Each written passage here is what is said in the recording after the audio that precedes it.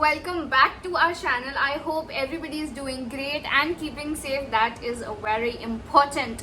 So also don't mind the setup. I just wanted this video to be a very one-on-one video, so you can just go and grab some snacks, because we will be talking about something which is so important, which is super important, yet not everybody is talking about it. And especially when it comes to women, it is a very important topic, which is vaginal discharge. So yes, we will be talking about vaginal discharge today. What exactly it is, how is it caused, and what you can do to avoid infections, or everything in detail, everything that you need to know. We will be talking about it today in this video. So without any further blabbering, let's just get right into the video. Alright, so I have my laptop with me, and please do not mind if I'm looking down again and again, because I literally made a proper PDF. I collected all the information that I could find on internet, and I combined that into one PDF, because I really did not want you to miss out on any important point or any important question. So yeah, don't mind, I might literally just be reading it as it is. So let's just first talk about what exactly is vaginal discharge. I'm guessing most of the women might already be knowing that vagina is that body part which is self-cleaning. Yes, you heard it right. So let me just read that out for a better vision. Vaginal discharge serves an important housekeeping function in the female reproductive system. How does that happen? So all the fluids that are made by our glands, which carries all the dead cells and bacteria, vagina tends to push that out from our body. So that is basically a vaginal discharge. So by that, I am pretty sure you guys now know that it is absolutely normal. Every woman on this planet has it, and it is absolutely normal. So do not freak out about your discharge. So I found this article which was amazing, so I'm just gonna read that out loud. So it says, most of the time vaginal discharge is perfectly normal. As I said, the amount can vary, as can odor and color, which can range from clear to a milky whitish color. For example, there will be more discharge when you are ovulating, breastfeeding, or sexually aroused. It may smell different when you're pregnant, or you have been letting your personal hygiene aside. Alright, that was very informative. So none of these changes can cause an alarm, but however, if the color, smell, or consistency seems quite different than usual, especially if you also have vaginal itching or burning, you could be dealing with an infection or any other condition. So let's talk about the problem. How exactly do we figure out if our vaginal discharge is not normal? So I'm going to be talking about certain types of vaginal discharge that are there. Alright, so first let's start with white discharge. So a bit of white discharge, especially after and before your period cycle, is completely normal. However, if the discharge is accompanied by itching, burning, or the texture is very weird, it has clumps in it, and it is very similar to cottage cheese, that kind of a texture is not normal. And especially if it has like a weird smell to it, then it is not normal and it needs to be treated. So basically, this type of discharge may be a sign of yeast infection. So next is clear and watery discharge. A clear and watery discharge is perfectly normal. It can occur at any time of the month, regardless of your period cycle. It may be especially heavy after exercise. Okay, so if your discharge is clear and watery, you are safe. There's nothing wrong. It is completely normal.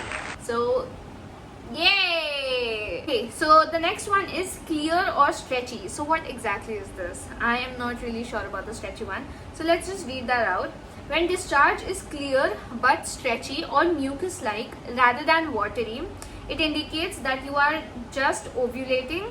This is a normal type of discharge. Okay, so basically clear, watery, and stretchy kind of discharge are completely normal, as I mentioned earlier, and nothing is going wrong. So yay! So let's talk about brown and bloody. If your discharge is brown and bloody, having brown or bloody discharge is also very normal, and this usually occurs during or right after your menstrual cycle. A late discharge at the end of your period can look brown instead of red, so that's okay, chill. Alright, so there is this another thing, and I'm not pretty sure if I should be talking about this, but just in case. So it says, in rare cases, brown or bloody discharge can be a sign of cervical cancer. This is quite deep, but I don't know, I think you should still be knowing about this. It could be other problems. It could be other problems such as fibroids. I'm not sure if I'm pronouncing it right. I'll just put it somewhere on the screen. Or other abnormal growths. This is why it's important to get a yearly pelvic exam. Okay. Your gynac will check for cervical abnormalities during these procedures. Okay, so this is something new that we learned. So now let's talk about yellow or green discharge. Yellow or green discharge, especially when it's thick, chunky, or accompanied by an unpleasant smell, it isn't normal. It is not normal. First of all, if it's green and yellow, just straight away it is not normal, okay? This type of discharge may be a sign of infection. It's commonly spread through sexual intercourse. So if you are very sexually active and if you have multiple sex partners, then that can be a symptom of yellow or green discharge. So now I think we have covered most of the discharge, most of the color discharge, and now you know what color represent what. So now let's talk about how an abnormal discharge can be treated. So there is no DIY treatment, because I will personally suggest you or recommend you to go and see your doctor, your gynac, because how you are going to be treated will depend on what the problem is. So I'll give you an example. For example, yeast infections are usually treated with antifungal medication inserted into the vagina in cream or gel form.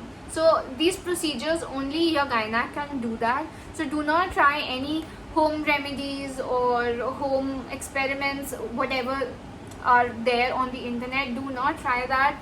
So basically, do not experiment. If there are any DIY solutions, I will suggest you to go and talk to your gynac first. Ask her or him if that is a safe way to go, and if he or she says yes, then go for it.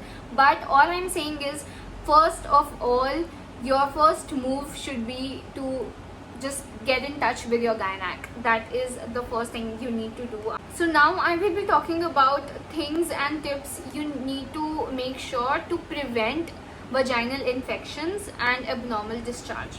So the first one is to keep your vagina clean and always wash it off with a very gentle or a mild soap or cleanser and with warm water. Second is to never use any kind of scented products, whether it is an intimate wash, whether it is a body wash or a soap. Do not use that. Third is, after going to the bathroom, always wipe from front to back to prevent bacteria from getting into the vagina and causing an infection. Yes, this is very important. And the last one is to wear 100% cotton underpants and avoid overly tight clothing. Yes, this is very important. I completely agree with this. And especially at night when you're sleeping, do not sleep in tight leggings and tights. Do not do that. Just wear something very loose.